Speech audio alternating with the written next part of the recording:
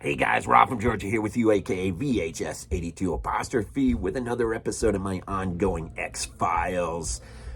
Week by week, season by season, ultimately in the end, we'll reach our appointed destination about 5 years from now, if I forecasted it out right. But season 1 actually is coming to a head here in November, and we'll be moving on into season 2, and I'll feel like at that point, I've already accomplished, albeit something small, something quite large, just to get through the season, knowing I really don't have any plans on giving this up. I plan on running through the totality of all there is in the X-Files, seasons 1 through 11, whatever.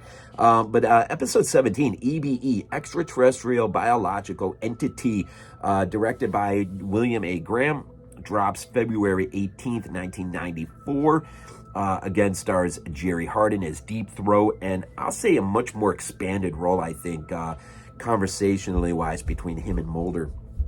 A few conversations. Introduction of the lone gunman, first episode. Bruce Harwood, Dean Haglund, Tom Braidwood, which will be Mulder's alias later on as they try to infiltrate a secret facility in order to gain a glimpse of what may be, in fact, a real extraterrestrial being of sorts, right?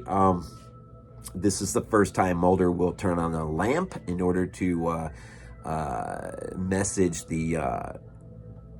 Deep Throat to ascertain a meeting, right, and help. Later on, of course, the X will go up on the window, the meetings with X, and of course the entrance of the cigarette smoking man. I look forward to the actual real episode where he actually has something quite substantial to offer here as a character. But anyways, E.B.E, did I say William A. Graham? Written by Glenn Morgan, James Wong, sorry. So quite an episode, man. Quick synopsis, really. What we have here is, well, the first real show to drive the mythology that will span across the arc of the X-Files universe. And that is, of course, is there or is there not extraterrestrial life?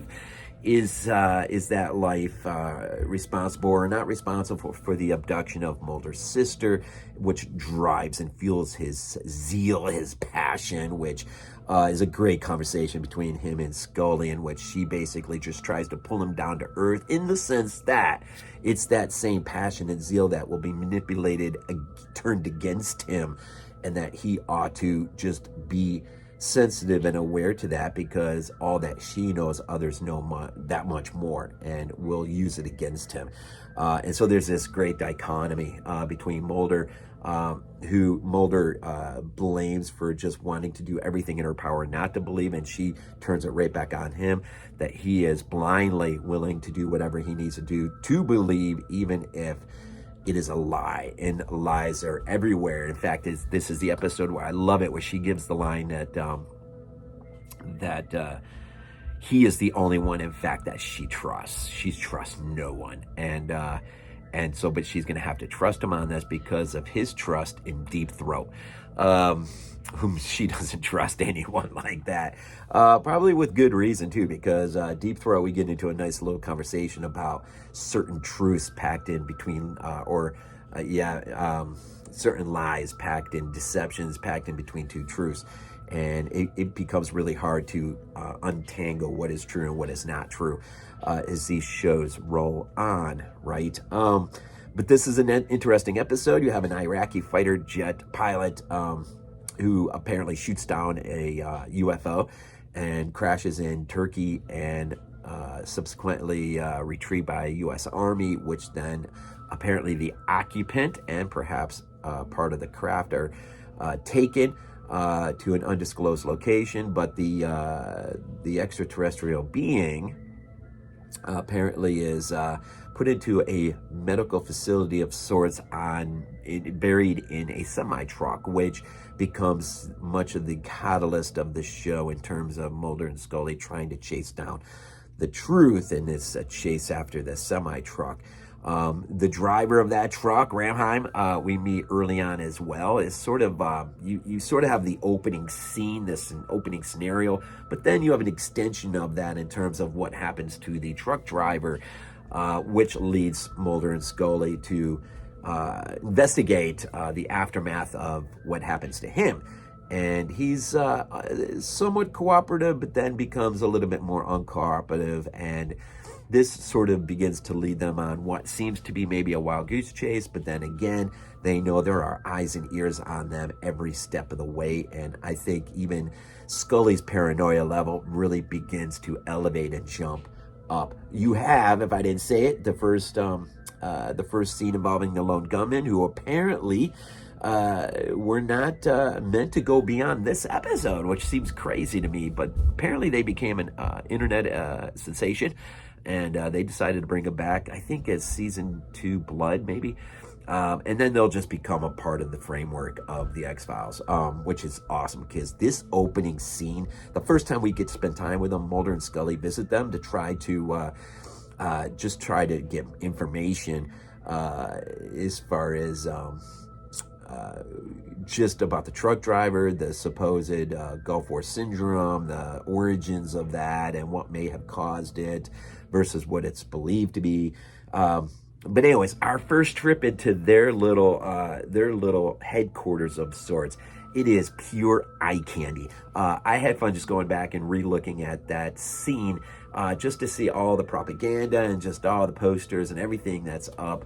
Of course, they got reel to reel. They record every telephone call coming in, which is interesting because later on in the show, Mulder will actually call them, and he will tell them multiple times, turn the recording device off, because what he's going to say could implicate him if that ever got seized by anyone, and they don't turn it off, and so it's sort of you wonder if this is going to come back and haunt them, but their level of paranoia apparently amazes Scully to no end, who then subsequently finds out after their meeting that as they're traveling along, they're at I think they're renting a car from somewhere, or maybe they're getting tickets for a bus, something. Anyways, a lady who has some kids there asks to borrow Scully's pen. Unbeknownst to her, she's putting in a listening device. So, she's an operative working for that. What do we call one of the lone gunmen refers to it as the government within a government controlling our every aspect of our lives. And this is what drives much of the conspiratorial nature of the X-Files. Is that you just can't trust the government, and quite frankly, can you? I mean, outside of the fictional narrative of the X-Files, really hasn't the government done plenty enough throughout our lives to sort of displace real concrete trust? I'm not sure how deep our conspiratorial nature ought to be rooted or sink in, but I'm pretty. I mean, I'm not. I'm conspiratorial to a point. I like to give some benefit of the doubt, but that benefit of the doubt is really always seemingly standing on extremely thin ice, and I know that ice is thin, so let's just say that. So you got the truck driver, you got the shot down UFO, you've got this truck that just seems to be going from place to place without any seeming point of destination, and ultimately after multiple conversations with Deep Throat, which one of them takes place in front of I think in an aquarium in front of a shark tank. Of course, the metaphor being implied that Deep Throat says to Mulder, you need to be, a shark needs to swim or a shark will die. As a shark, you need to just continue to swim. But what he doesn't expand upon is when the camera takes a quick or much deeper look into the tank, that shark is surrounded by other predators, and other sharks are swimming with you. And so this is the world Mulder lives in, right? And so, ultimately their experiences between the paranormal and what probably are hoaxes, the government manipulation. There's just a lot going on in this episode, and I probably should just wind myself down now. ultimately you do get to a point where, and I won't really speak to it much, but Deep Throat and Mulder will have a final last conversation. And of course, Mulder gets to the point where he needs to be just a second or two too late. The extraterrestrial biological entity is purportedly been killed, deceased, if it ever existed to begin with. Of course, how are we to know this for sure? We're not, but it's Mulder's hope that he is getting that much closer. And somebody like Deep Throat really may be truly trying to help, but that help has got to come in a certain way or it won't come at all. And so, well, this will continue to layer upon itself throughout the mythos of the X-Files.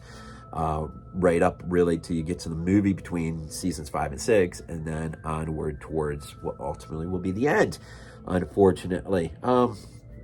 Just real quick, set design, or even more importantly, costume design. Aesthetically, Mulder and Scully, when they're investigating the truck scene in the beginning, it is shot, but it's textured with what they're wearing aesthetically. It just, man, I'm telling you, it just, and I'll say this a million times over, Mulder and Scully belong on the big screen. They don't belong on the small screen. I love that they were on the small screen for as long as they were, but they belong on the big screen. And that first movie that will come between seasons 5 and 6 just proves that out. They belong, the X-Files world belongs on the big screen. It was always meant to be there. This is really a large screen material, writ small, but still has the appearance and texture, aesthetics of theatrical showings each and every week, for the most part. Obviously there's some scenes from here and there that, with more money they could have really pulled off something spectacular. And so, but that is the nature of the X-Files, and it goes without saying that I am enjoying week to week to week. Seems Sunday is the day we watch a new episode. So like this coming up Sunday, we'll watch episode 18, which I think is Miracle Man. And then I'll watch it a few more times throughout the week and then sit down and throw some thoughts out there. And that it's just fun, man. It's fun really, truly revisiting this in a way that I have to really pay attention. So with episode 17, E.B.E., I would say the standout moment, though, is the conversation that takes place with the lone gunman for the very first time. It is eye candy galore, man. It is so much fun just to listen to them talk for the first time and expound on the fact that they think even Mulder's ideas are much weirder than his, and yet he tells Scully that, they seem to be, that if she thinks his ideas are spooky, wait till she hears more of their ideas. And so, that's it's a great episode. It's one of my favorites of season 1. Here we are, 17, about to hit 18, and there's only 24 in season 1, so we are heading towards the end stretch of season 1, and it's going to be fun revisiting the season 1 finale after having covered all the ground we've covered already, and then of course opening up with season 2 salvo with episode 1 of season 2. So anyways, here we are with the X-Files, man. I don't have any plans on going anywhere. I really want to follow through and knock out all 11 seasons, and we are nearing the end of 1 season, so I appreciate your support, appreciate you hanging out and checking me out and listening to me, and even if it's a little long-winded, but you know what? If you enjoy it like I enjoy the X-Files, man, I could talk for endlessly for hours and hours and hours on end, and yet we got to be somewhat short about this, right? But man, check them out, man, and get this box set, man. It is so much worth it. If you're region free, especially, obviously you have to be region free. It's because this is locked. It is so much cheaper than the American version of that set. Anyways, as always, man, we're in football season. October is almost upon us, and then it's our season if you love horror films, right? And I'll be doing a 31 Days of Horror, by the way, on my channel as well. So be on the lookout for that. And I got 2 years of Space 1999 below, as well as a slew of other things. So I invite you to just dig through. And I'm sorry if I don't have everything compressed into folders, playlists. I just haven't really gotten to that point yet. but I will eventually. So just have fun digging down deep, man. I love doing that stuff. I hope you do too. Anyways, we always end these things off with Go Bills. This is not a dream. Not a dream. We might be useful to you.